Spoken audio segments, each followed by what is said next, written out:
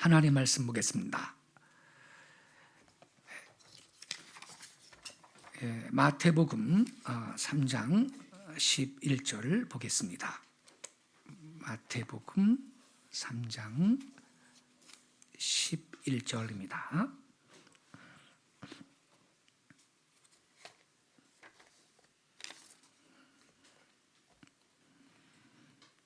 제가 낭독하겠습니다.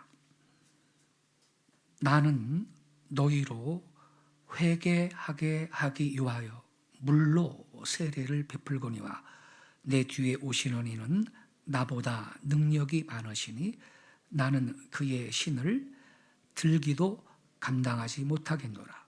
그는 성령과 불로 너희에게 세례를 베푸실 것이요. 아멘. 한 장 더 보겠습니다. 요한복음 14장 16절부터 20절까지 보겠습니다.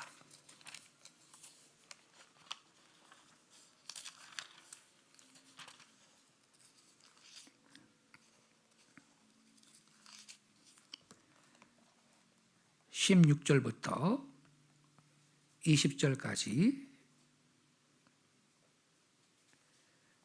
제가 낭독하겠습니다. 내가 아버지께 구하겠으니 그가 또 다른 보혜사를 너희에게 주사 영원토록 너희와 함께 있게 하리니 그는 진리의 영이라. 세상은 능히 그를 받지 못하나니 이는 그를 보지도 못하고 알지도 못함이라. 그러나 너희는 그를 아나니 그는 너희와 함께 거하시며 또 너희 속에 계시겠음이라. 내가 너희를 고아와 같이 버려두지 아니하고 너희에게로 오리라. 조금 있으면 세상은 다시 나를 보지 못할 것이로되 너희는 나를 보리니 이는 내가 살아있고 너희도 살아있겠음이라. 20절은 같이 읽겠습니다. 그날에 내가 아버지 안에 너희가 내 안에 내가 너희 안에 있는 것을 너희가 알리라. 아멘. 오늘은 성령 강림 주일입니다. 오순절날 임하셨던 성령의 강림을 기념하는 절기입니다. 6월절을 보내고 50일 후에 오순절이라는 큰 절기가 있습니다. 초대교회 성도들이 마가의 다락방 한 곳에 모여서 기도하는 가운데 성령께서 그날 강림하셔서 새로운 용기를 가지게 되었고 초대교회를 세우게 되었던 것입니다. 그래서 이 성령 강림절은 교회의 생일이라고 할 수도 있습니다. 오늘은 성령 강림 주일 이렇게 부르기도 하고 오순절 주일 이렇게 칭하기도 합니다. 구약의 선지자 요엘은요, 장차 말세가 되면 하나님께서 만민에게 성령을 부어주실 것이라고 예언했습니다. 요엘이 그렇게 예언할 당시는 이거 꿈도 못 꿀리는 것입니다. 왜 그렇죠? 구약 시대에는 특수한 사람들만 성령 받은 거거든요. 제사장이나 선지자나 왕이나 특수한 사람만 성령 받았고 받은 그 성령도 떠날 수도 있어요. 한시적이었다고요. 그런데 하나님이 말세가 되면 만민한테 성령을 부어주실 것이다. 요엘이 그렇게 예언을 했는데 당시로는 굉장한 예언이었던 것입니다. 요엘서 2장 28절을 보면 이렇게 기록되어 있습니다. 그 후에 내가 내 영을 만민에게 부어주리니 29절에도 그때에 내가 또 내 영을 남종과 여종에게 부어주리니 이렇게 예언하고 있는 것입니다. 이 말씀은 신약 성경의 사도행전 2장에도 인용이 되었습니다. 내가 내 영으로 모든 육체에 부어 주리니, 그렇게 번역이 되어 있습니다. 그리고 신약 성경의 요한복음 14장 이하의 말씀은 예수님께서 최후의 모든 제자들에게 말씀해 주신 소위 다락방 강화라고 불리는 설교에 속한 말씀입니다. 여기에는 위로의 말씀, 너희는 마음에 근심하지 말라, 하나님을 믿으니 또 나를 믿어라, 그러한 그 위로의 말씀이 있고, 또한 확신의 말씀이 있는데, 그게 뭐냐? 예수님께서 우리 안에 계시고 우리는 주 안에 있을 것이다, 이런 약속의 말씀이 있습니다. 약속 가운데 가장 큰 게 뭐냐? 성령께서 오실 것을 말씀해 주신 것입니다. 그리고 그 성령은 우리와 함께 있을 뿐만 아니라 우리 안에 있을 것이다. 이것이 가장 큰 약속인 것입니다.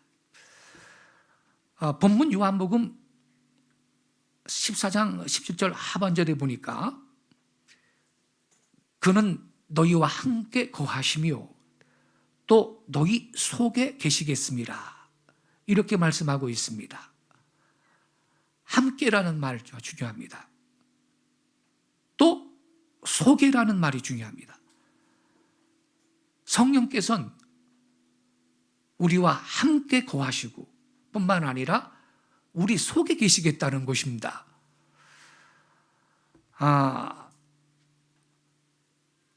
그렇기 때문에 여러분, 성령 시대인 지금이 하나님의 은혜가 가장 풍성하고 가장 놀라운 은총의 시대라고 말할 수가 있는 것입니다. 우리가 하나님을 생각해 볼 때 두 가지 면에서 생각할 수 있습니다. 첫째로, 하나님은 초월적인 하나님이십니다. 그분은 만유 위에 초월해 계시는 분이십니다. 하나님은 우주 공간에 초월하십니다. 우리의 생각과 능력 위에 초월해 계시는 분이십니다. 이렇게 하나님은 초월적인 하나님이십니다. 그런데 그 하나님은 우리 안에 계시는 내재의 하나님이시라는 것입니다. 비유를 들죠. 우리의 몸 위에 겹겹이 공기가 쌓여 있습니다. 공기가. 우리 머리 위에 공기가 있습니다. 동시에 그 공기는 우리 체내의 이 호흡기관을 통해서 우리 폐 속에 무단히 출입하고 있습니다. 그래서 우리한테 새로운 맑은 공기를 공급해주고 몸속에 더러워져 있는 공기를 없애줘서 우리 건강을 유지를 하고 있는 것입니다. 우리 위에, 우리 밖에 공기가 있습니다. 근데 또한 그 공기는 우리 속에도 있습니다. 이처럼 하나님께서는 만물 위에 초월한 존재가 되시고 동시에 우리 믿는 자의 마음속에 내재하시는 하나님이 되시는 것입니다. 여러분, 이게 굉장히 중요한 기독교의 신간입니다. 우리 기독교의 신간 가운데 이 두 가지는 균형이 잡혀 있어야 되는 거예요. 우리 기독신자들의 그 신관이 건전하려면 초월의 하나님을 믿는 동시에 우리 안에 계시는, 우리 안에 있는 내재의 하나님을 믿어야 하고, 내재의 하나님을 믿는 동시에 초월의 하나님을 믿어야 할 것입니다. 이 두 가지의 신간이 우리의 신앙 체계 속에 균형이 잡혀 있어야 건실한 신앙이 되는 것입니다. 제가 방금 읽은 본문 요한복음 17장 하반절 말씀, 이걸 그 한글 킹제임스 성경 몇 가지 종류가 있는데 권위역 킹제임스 성경을 제가 좀 읽어드릴게요. 이렇게 그 번역을 했어요. 성령님께서 너희와 함께 거하고 계시며, 너희와 함께 거하고 계시며, 그리고 너희 안에 계실 것이기 때문이다. 여러분, 하나님의 영인 성령, 그분이 내 안에 계신다, 이 사실을 믿으시기 바랍니다. 저와 여러분 심령 속에, 우리 육체 안에 그 영이 계신다라는 것입니다. 한 번은요,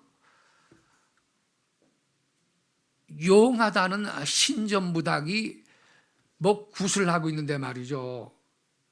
굿 구경하겠다고 이제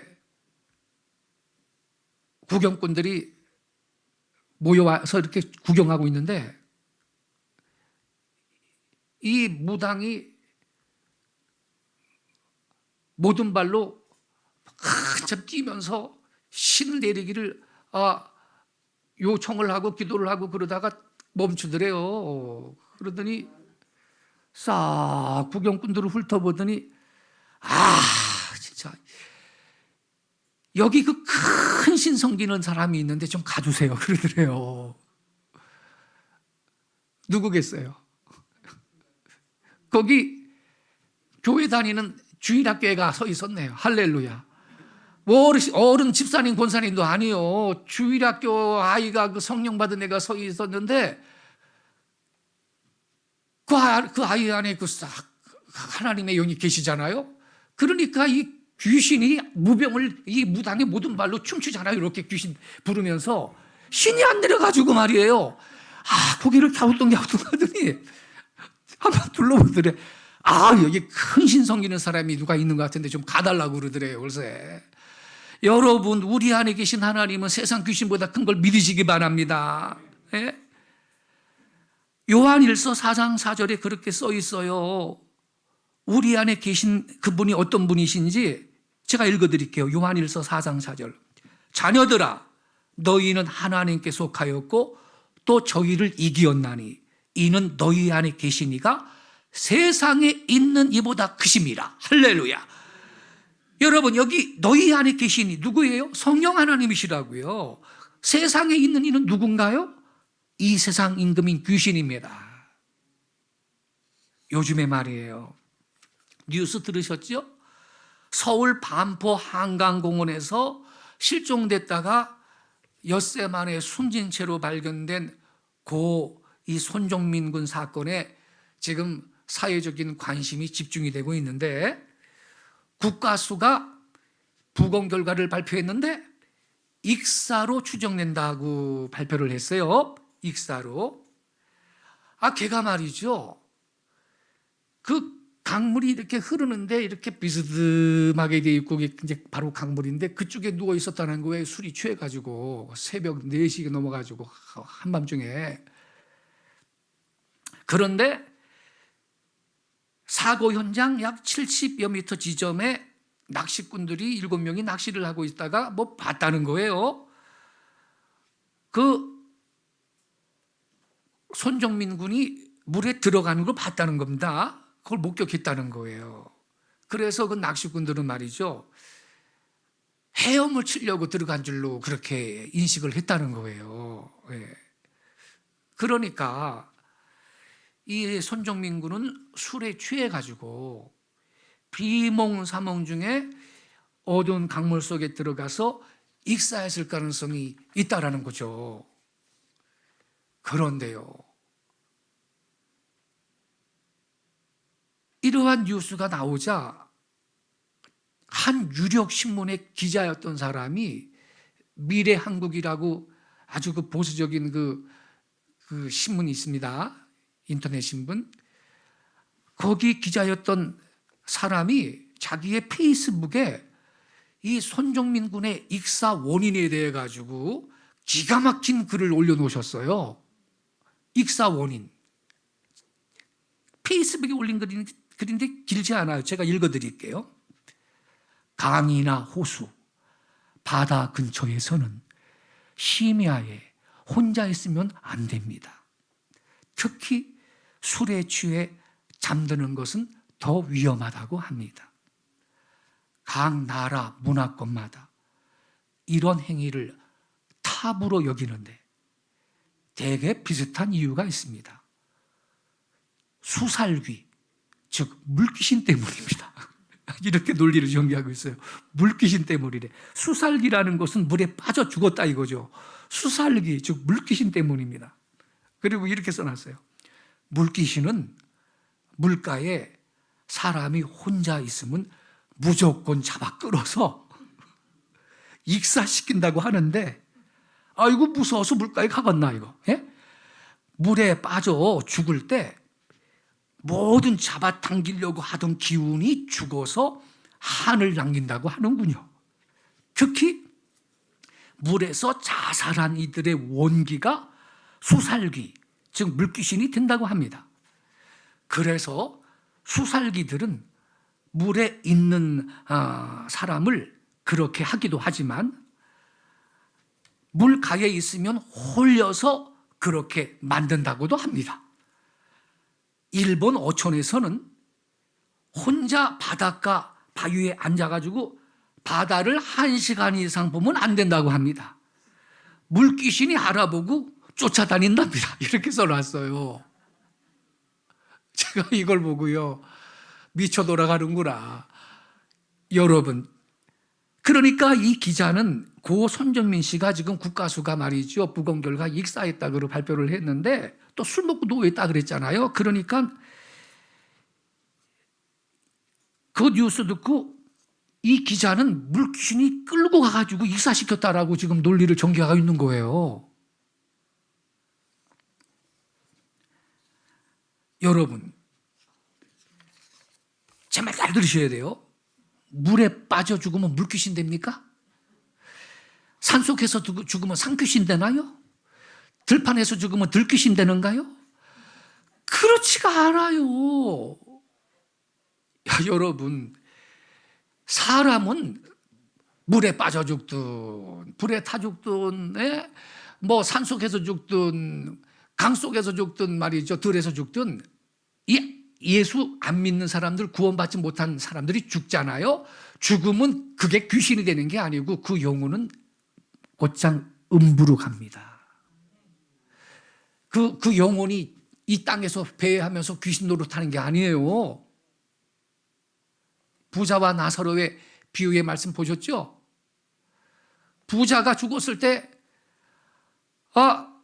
음부로 바로 들어갔잖아요. 나사로는 천사가 가이드 해가지고 아브라함의 품에 낙원에 갔습니다. 할렐루야. 그럼 지금 세상에 돌아다니는 귀신은 누구냐? 그거는 불신자의 영혼이 아니고 타락한 천사들이라고요. 타락한 천사들. 예. 물에 빠져 죽다고 무슨 물귀신 되는 거 아니라니까요, 여러분. 그리고요, 물귀신이든 산귀신이든 들귀신이든 말이죠, 그런 것들이 없지만은 말입니다. 그러나 귀신은 있어요. 타락한 천사들이 귀신인데, 귀신은요, 어떤 귀신이라도 우리 하나님의 자녀들한테는 상대가 안 된다는 걸 믿으시기 바랍니다. 왜 그래요? 우리 안에 계신 그분이 귀신보다 크기 때문입니다. 할렐루야. 너희 안에 있는 이는 세상에 있는 자보다 크다 그랬습니다. 할렐루야.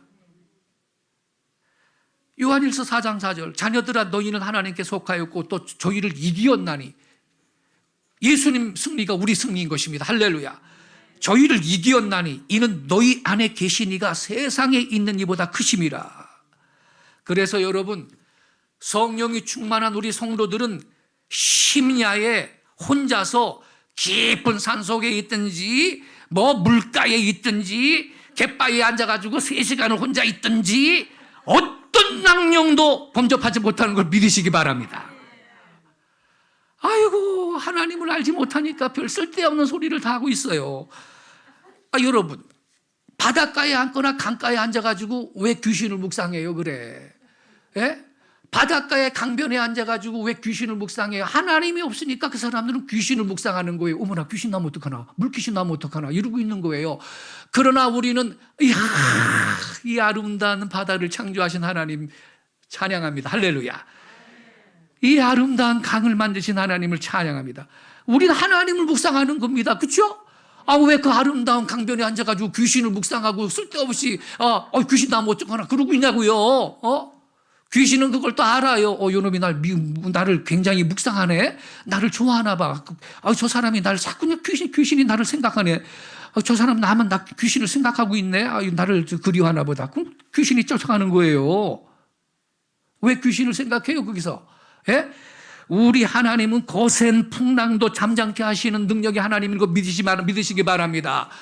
바다에 여러분 폭풍이 몰아쳐도 거센 풍랑도 잠잠케 하시고 우리 예수님은 말이죠, 무리를 걸으셨는데 그 하나님이 우리 하나님이신데, 아니 왜 물가에 앉아가지고서는 그 능력의 하나님을 묵상해야지 그 귀신 나면 어떡하나 그 귀신을 묵상하냐고요. 그래. 예? 그러니까 세상 사람들은 마음에 하나님이 없으니까 그런 쓸데없는 상상을 하면서 괜히 이 두려움의 영에 포로가 되어 있는 거예요. 여러분 자유하시기 바랍니다.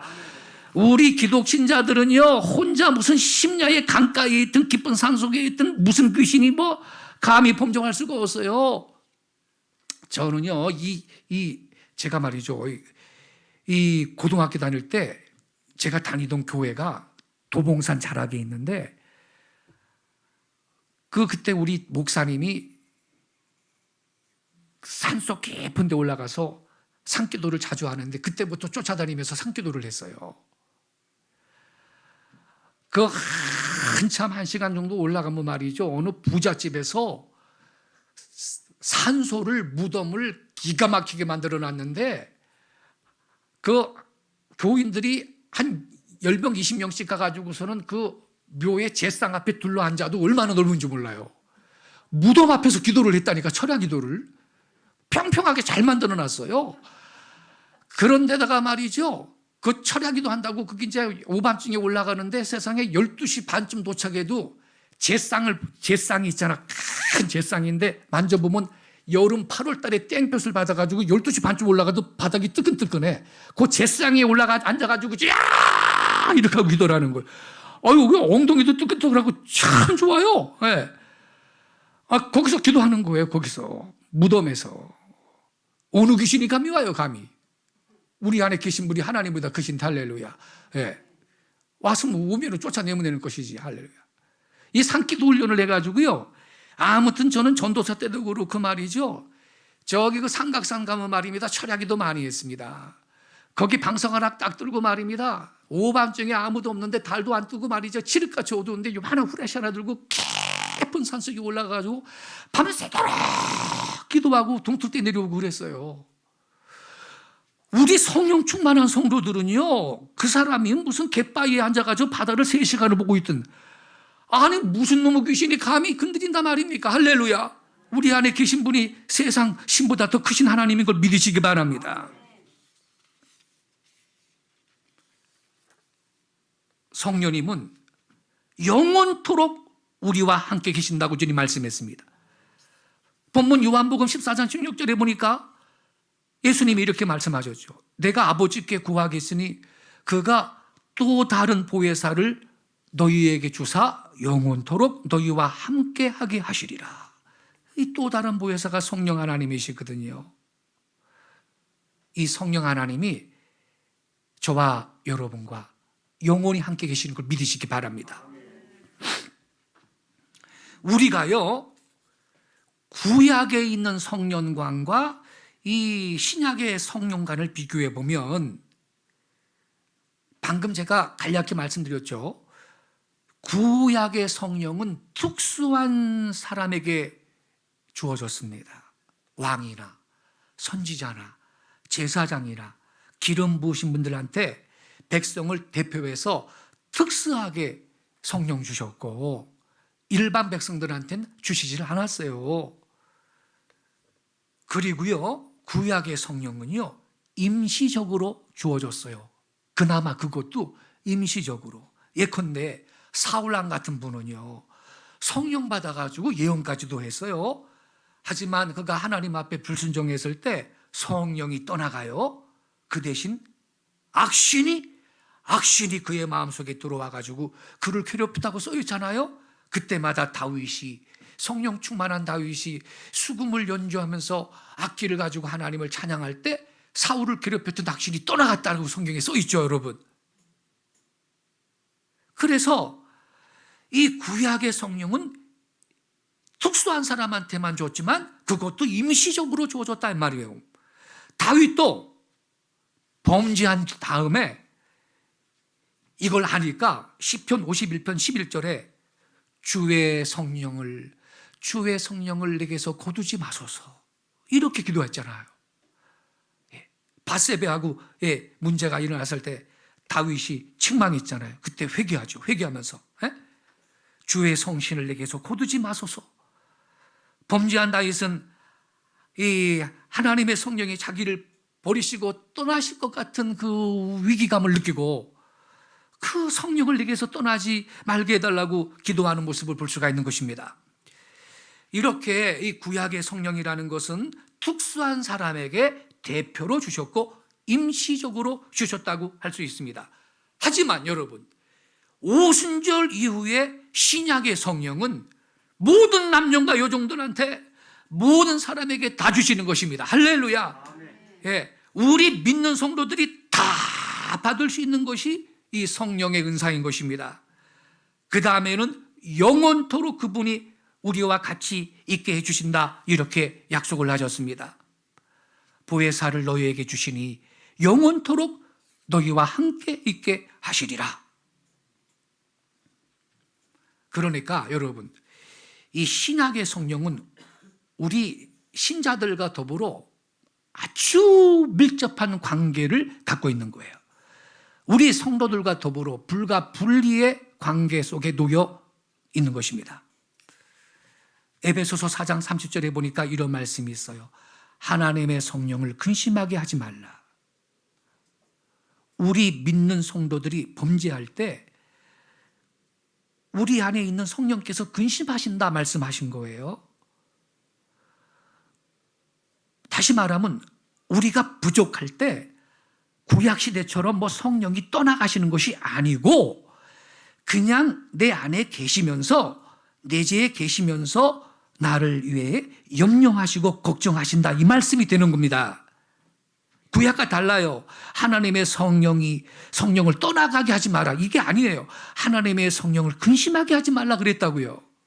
즉 우리가 부족할 때 성령이 구약 때처럼 떠나는 게 아니라 그냥 내재에 계시면서 그 성령님이 날 사랑하시기 때문에 날 위해 염려하고 걱정하신다, 이 말씀인 거예요. 얼마나 감사해요, 여러분. 이렇게 성령은 우리 성도들과 불가 분리의 관계에 있는 것입니다. 그래서 우리와 더불어 영원히 같이 계시는 성령님인 걸 믿으시기 바랍니다. 바울 사도는 로마서 8장 끝에 이렇게 말씀했어요. 누가 우리를 그리스도의 사랑에서 끊으리요? 환난이나 공각이나 공고나 핍박이나 기근이나 적신이나 위험이나 칼이냐 하면서 땅 위에 창조함을 받은 그 어떠한 물건들도 저와 여러분을 우리 주 예수 그리스도 안에 있는 하나님의 사랑에서 끊지 못할 것이라고 말씀하고 있는 것입니다. 할렐루야. 누구도 주님의 손에서 우리를 빼앗아갈 자가 없는 거예요. 우리 성도들과 더불어 밀접히 연관되고 불과 분리의 관계에 있는 하나님, 이것이 성령의 내재가 주는 첫 번째 은사인 것입니다.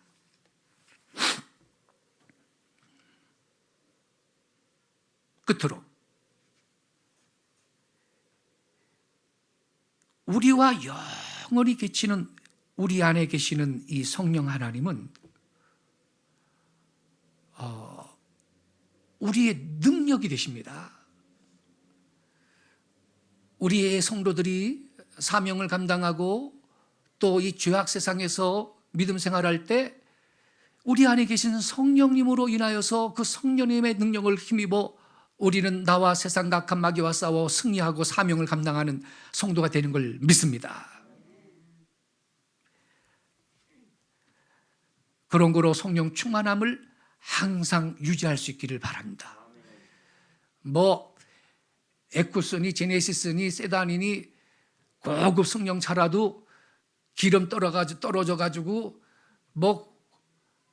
서 있는 그 차보다도 비록 모닝차처럼 소형차라도 기름이 꽉 차가지고 왕왕 굴러가는 차가 100배 좋습니다. 할렐루야.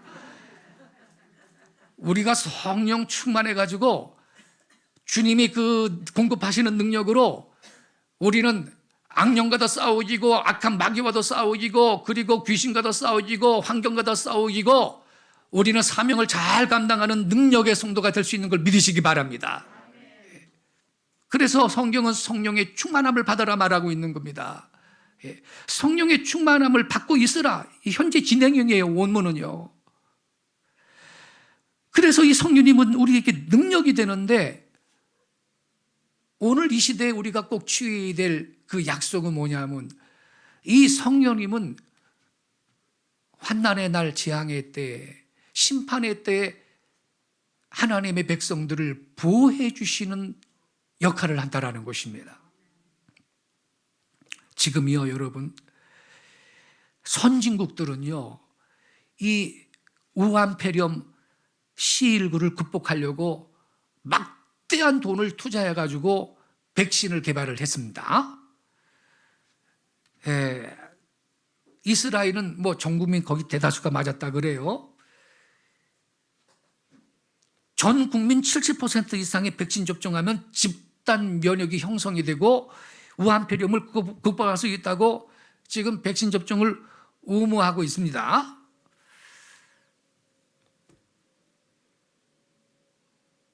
우리는 백신 접종에 있어서는 꼴등 신세를 면치 못하고 있습니다. 그래도 고맙게 미국이 이번에 우리 국군 55만 명 백신 맞을 걸 보내준다 그랬습니다. 그나마도 고맙습니다. 근데 말이죠. 백신 나오면 될 것 같았죠. 세상에 변이 바이러스가 또 등장했어요. 요 변이 바이러스, 영국발 변이 바이러스, 인도발 변이 바이러스, 요 놈들은요, 백신 접종을 해도 효과가 뚝 떨어지고, 이게 전파력이 월등히 강하다는 것입니다. 이걸 어쩌면 좋아요, 그래. 영국발, 인도발 변이 바이러스보다 더 센 놈이 또 생길 수도 있다 그러는데, 지금 이미 저 남쪽에는, 우리나라 남쪽에는 변이 바이러스가 지금 막 번지고 있는데 말이죠. 백신 나오면 뭐 되겠지 그랬는데, 이 또 하나의 도전이 생긴 거예요.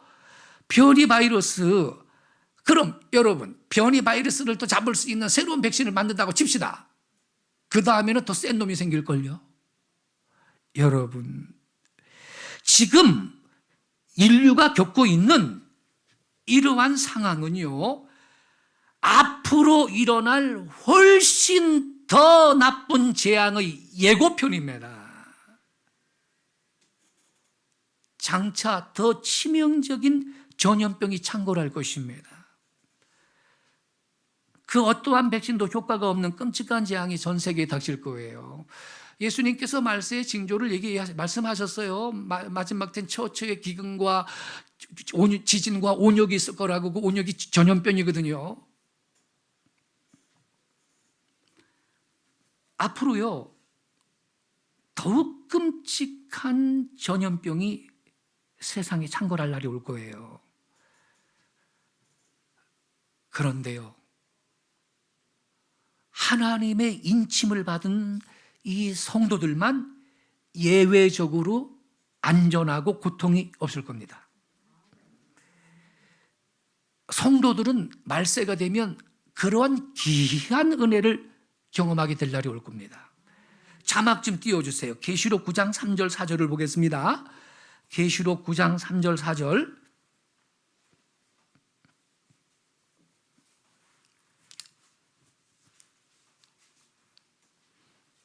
자, 제가 읽을게요. 또 황충이 연기 가운데로부터 땅 위에 나오매 그들이 땅에 있는 전갈의 권세와 같은 권세를 받았더라. 전갈한테 쏘이면 굉장히 고통스럽죠. 죽을 수밖에 없죠. 이 황충이라는 건 메뚜기입니다. 4절. 그들에게 이르시되 땅의 풀이나 푸른 것이나 각종 수목은 해하지 말고 오직 이마에 하나님의 인침을 받지 아니한 사람들만 해하라 하시더라. 이렇게 써 있어요. 하나님의 인침을 받지 아니한 사람만 해하라. 하나님의 일이 뭐예요, 여러분? 성령입니다. 에베소서 1장 13절하고 4장 30절에 이 인이라는 말이 성령을 설명하는 데 사용되고 있어요. 에베소서 1장 13절 보겠습니다. 자, 자막 보이시죠? 그 안에서 너희도 진리의 말씀 곧 너희의 구원의 복음을 듣고 그 안에서 또한 믿어 약속의 성령으로 뭘 받았다 써 있어요? 인치심을 받았다. 성령의 인. 에베소서 4장 30절도 보겠어요? 하나님의 성령을 근심하게 하지 말라. 그 안에서 너희가 구속의 날까지 뭘 받았다 그래요? 인치심을 받았느니라. 이 말씀은 또한 고린도후서 1장 22절에서도 같은 뜻을 보여주고 있습니다. 고린도후서 1장 22절을 보겠어요? 저가 또한 우리에게 인치시고 보증으로 성령을 우리 마음에 주셨느니라. 할렐루야. 그런데 우리 주 예수님은 이와 같은 하나님의 인, 성령을 당신께서 갖고 계셨어요. 요한복음 6장 27절을 보겠습니다. 썩는 음식을 위하여 일하지 말고 영생에 이르는 음식을 위하여 일하라. 인자가 너희에게 그것을 주리니 이는 아버지 하나님께서 그를 뭐 했기 때문이다 그랬어요? 인치셨기 때문이다. 뭐로 인쳐요? 성령으로. 할렐루야. 그래서 예수님도 이렇게 하나님의 인, 그 성령을 갖고 계신 분이었어요. 이렇게 여러분, 신약 성경은 하나님의 인이 성령을 뜻한다라고 명확히 가르쳐주고 있습니다. 성령은 하나님께서 당신의 백성들에게 그의 소유됨과 구원의 보증으로 그 심령의 인을 친 하나님의 인인 것입니다. 그럼 여기 계시록에는 이마에 인쳤다고 써 있는데 이거는 비유라 이 말이에요. 비유. 이렇게 이마에 인쳤다라는 것은 비유로서 성령으로 그들의 심령에 인쳤다라는 걸 의미하는 것입니다. 뭐 문자적으로 가시적인 인을 이마 짝에다가 치는 거 그거 아니다 이 말이에요. 성령의 인이 하나님의 인인 것입니다. 이 말씀을 이해하기 위해서는 사도 요한이 요한계시록을 기록할 당시의 문화적인 배경을 우리가 이해해야 돼요. 당시에 이 실제로 노예들은 이마에 인을 쳤어요. 노예들은 주인이 이마에다가 인을 쳤다니까요. 이거는 주인한테 있어서는 소유권의 표시였고 노예한테 있어서는 나는 누구의 소속이다, 누구의 이 소유다라는 소속의 표시였습니다. 그래서 이 노예들은 그 주인의 보호 아래 있는 거예요. 그 주인의 보호를 받고 주인의 권위로 인정된 자들인 것입니다. 그래서 이 계시록에 이마에 하나님의 인침을 받았다, 이 말씀은 그런 의미예요. 하나님께서 인치셨기 때문에 이들은 하나님의 소유된 자들이고 그에 따른 하나님의 권위와 보호가 있다, 이 말씀인 것입니다. 할렐루야. 인이라는 것은 소속을 밝히는 거, 권위로 인정한다는 거, 안전이 보장됐다라는 뜻입니다. 그런데 성령은 우리 모든 성도들의 심령에 인침표가 되어 있는 바, 이건 곧 살아계신 하나님의 인인 거예요. 이렇게 하나님의 소유된 택한 백성들은 종말의 재앙들 가운데서 보호를 받는데 진노의 날에 해를 안 받는다 이 말입니다. 성경에 써 있어요. 데살로니가전서 5장 9절을 읽겠습니다. 하나님이 우리를 세우심은 노하심에 이르게 하심이 아니요 오직 우리 주 예수 그리스도로 말미암아 구원을 받게 하심이라, 이렇게 써 있어요. 진노의 대상은 세상 불신자들인 것입니다. 할렐루야. 하나님의 성령으로 인치셨다, 이건 하나님의 소유가 되었다라는 증표인 겁니다. 그렇기 때문에 대재앙 중에 성령 받은 성도들은, 성령의 인침을 받은 성도들은, 그 심령 안에 성령이 계시는 성도들은 하나님이 보호받습니다. 이건요, 출애굽기 12장에 보면 이스라엘 백성이 애굽에서 나올 때 죽음의 사자가 말이죠, 애굽의 초태생들을 칼을 들고 탁 때리면서 죽이잖아요. 그런데 문인방과 문설주에 양의 피를 바른 집은 패스오버했어요. 넘어갔다고요? 그 6월절이죠? 그것과 똑같은 거예요. 넘어가는 거예요, 인침이 있는 성도들은.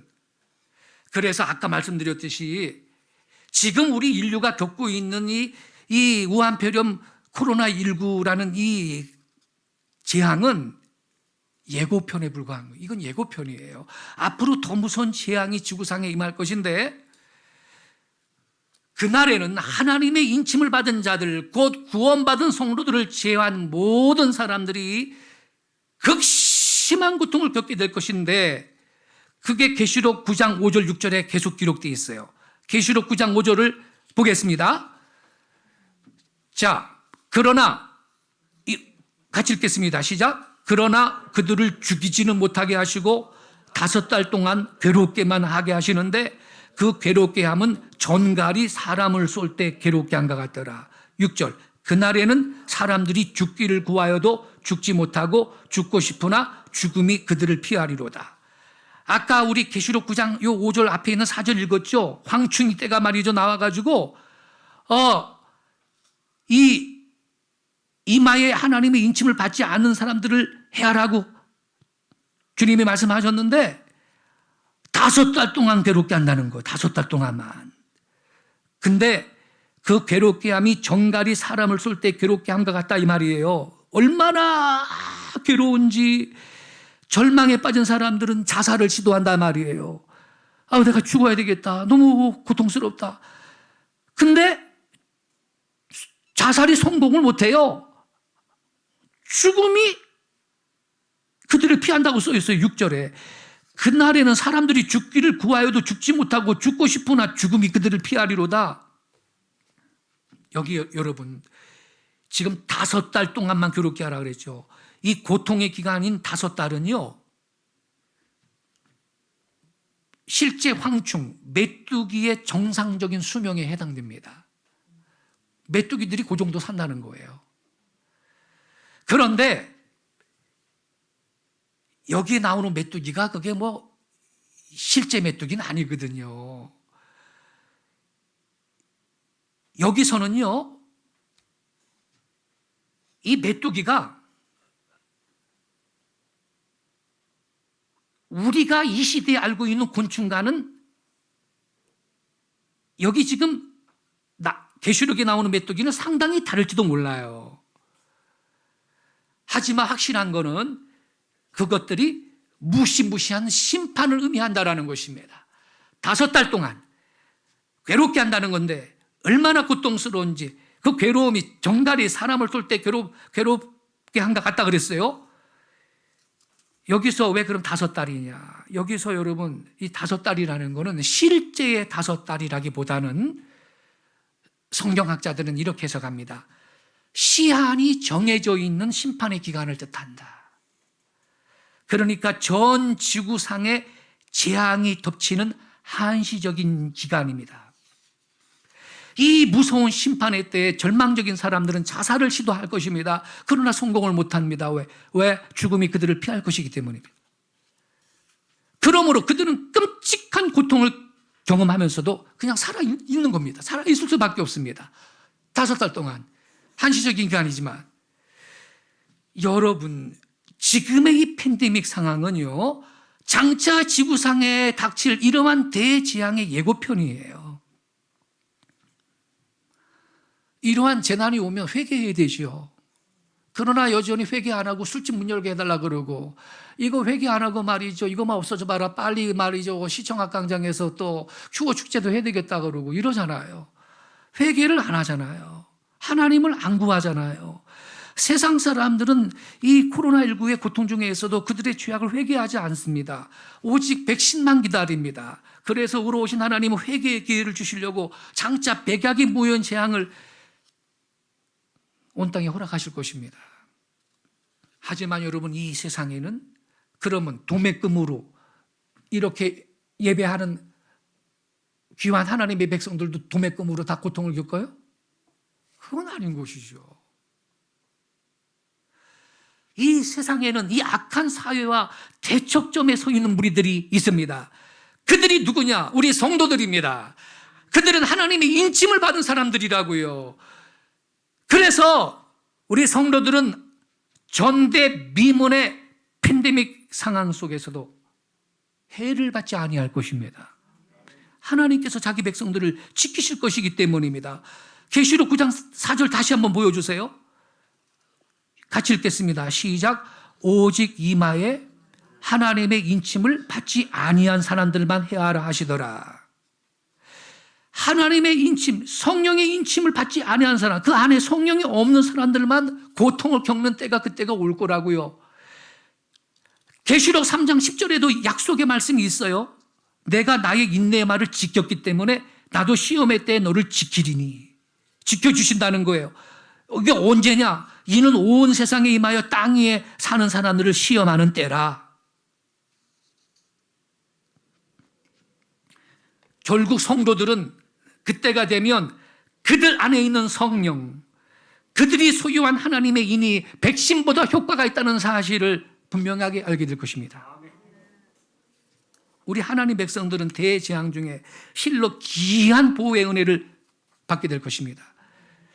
그래서 성도 여러분, 제가 왜 지금 이 말씀을 드리느냐, 담대하시기 바랍니다. 지금은요, 그러니까 예행 연습 기간이에요. 할렐루야. 예행 연습 잘합시다. 너무 두려워하지 마세요. 예. 독감 걸려 죽은 사람이 더 많아요. 너무 두려워하지 마세요.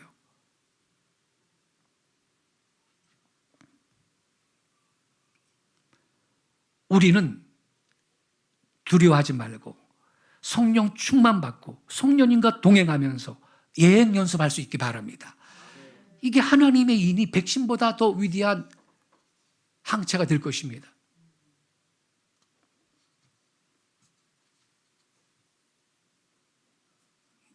우리는 모든 상황 속에서 주를 찬양하십시다.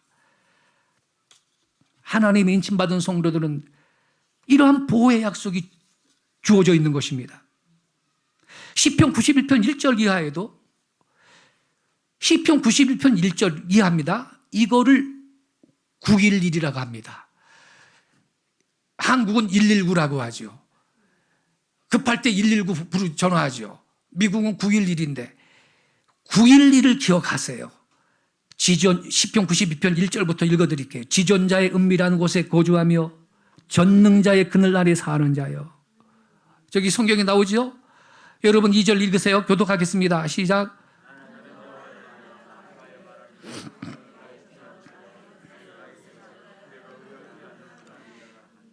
이는 그가 너를 새 사냥꾼의 올무에서와 심한 뭐에서요? 전염병에서 건지실 것이미로다. 아멘. 4절 읽으세요.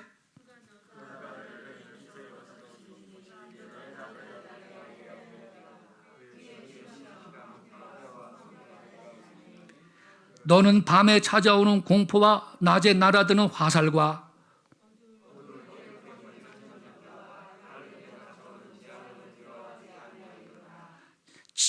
7절은 같이 읽겠습니다. 1000명이 내 왼쪽에서 10,000명이 내 오른쪽에서 엎드러지나 이 재앙이 내게 가까이 하지 못하리로다. 아멘이십니까? 여러분, 성경의 모든 약속은요, 아멘함으로 내 것이 되는 거예요. 믿는 자가 내 것을 취하는 거예요. 성경에 아무리 좋은 약속의 말씀이 많아도 안 믿으면 자기께 안 되는 거예요. 성경에 있는 모든 약속은 믿는 자의 것입니다. 우리는 믿읍시다. 예? 그래 여러분, 복음성가 가운데 믿음만이 능력이라 하시네. 여러분 믿음으로 이 약속을 취하시고 하나님의 인침을 받지 않는 자들은 해함이 없다는 말씀, 지금 예행 연습 잘할 수 있기를 바랍니다. 할렐루야. 결론을 내릴게요. 미국에 가면요, 텍사스주에 유전들이 많잖아요. 유전 가운데 가장 큰 유전이 발견된 당시 상황을 어떤 분이 이렇게 기록했어요. 그 넓은 땅은 유전입니다. 유전. 그 넓은 땅은 사실 어떤 가난한 목동의 소유였다. 이 목동은 거친 들판에서 일생을 살면서 거기서 소를 치고 양을 치면서 살았는데 극히 가난했다. 남이 볼 때 초라한 모습으로 살았다. 그 땅이라는 것은 가치가 도무지 없었다. 땅 한 평에 얼마 되지 않는 가치 없는 땅에 살고 있었다. 그런데 그가 나이가 많아서 어떤 석유 회사가 그 땅을 지나가다가 그 땅을 조사한 결과 그 밑에 굉장한 유전이 있는데 텍사스에서 가장 매장량이 많은 유전에 속한다는 사실을 알게 되었다. 그래서 가난한 노인은 큰 부자가 되었다. 그런데 박복한 노인은 얼마 살지 못하고 죽었다. 자기의 땅 밑에 굉장한 기름이 매장되어 있는데 이걸 알지 못하고 일생을 통하여 초라하게 가난하게 살아갔다.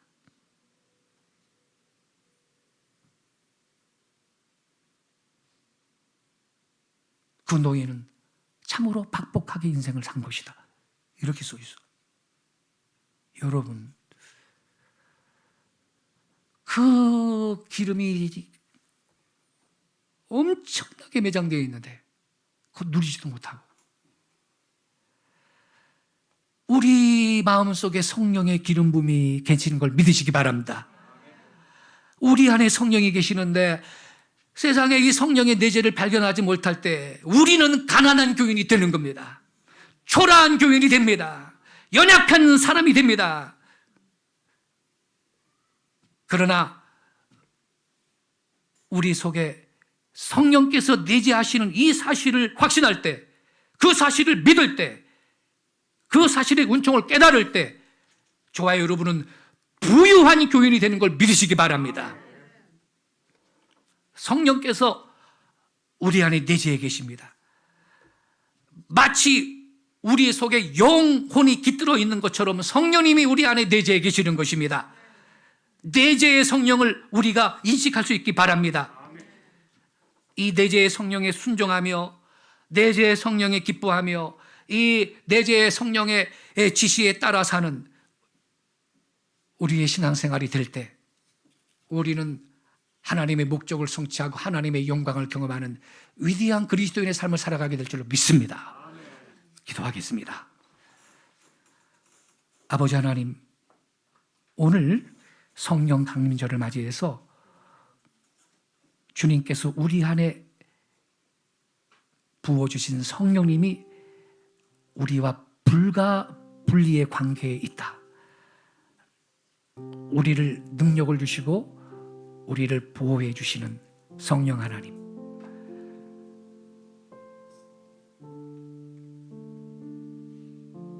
세상에 있는 어떠한 악심보다 크신 하나님의 영이신 성령이 우리 안에 계신다는 것을 인식하고 확신하고 부유한 성도의 삶, 능력의 성도의 삶을 사는 우리 모두가 되게 하여 주옵소서. 주님, 지금 전 세계는 우한폐렴 C19 때문에 고통 가운데 있지만 이건 예고편에 불과하고 최악의 상황은 아직 안 왔다. 앞으로 올 재앙은 5달, 비록 하나님만 아시는 한시적인 기간이 되겠지만 극심한 황충의 재앙이 세상에 닥칠 것인데, 그때는 성령이 안에 있는 성도들, 하나님의 인침을 받은 성도들은 해함이 없다는 사실을 우리는 믿습니다. 그런 거로 지금 예행 연습을 우리는 하고 있다. 이 사실을 인식하고 성령의 충만함을 받고 성령님과 동행하는 우리 성도들이 되게 하여 주시옵소서. 두려워하지 말고 오직 성령의 충만함을 힘입고 성령님과 동행하고 사명 감당하는 우리 귀한 성도들 되게 하여 주옵소서. 우리가 이 말씀 붙들고 결단하며 통성으로 기도하겠습니다. 아멘. 제가 성령 충만함을 원합니다. 내 안에 계신 성령님이 세상에 있는 이보다 큼을 믿습니다. 두려워하지 말고 담대하게 전진하겠습니다. 예행 연습 잘하겠습니다. 우리는 전염병도 두려워하지 말고, 우리는 환경도 두려워하지 말고 이 전염병보다 더 크신 하나님을 경외하고 내 안에 하나님의 영 성령의 인침이 있음을 알고 우리는 담대하게 전진하겠습니다. 그러한 믿음 주시옵소서. 성령 충만함 주옵소서. 우리 주의 한번 조용하게 외치고 통성으로 결단하며 기도하겠습니다. 주여. 할렐루야. 성령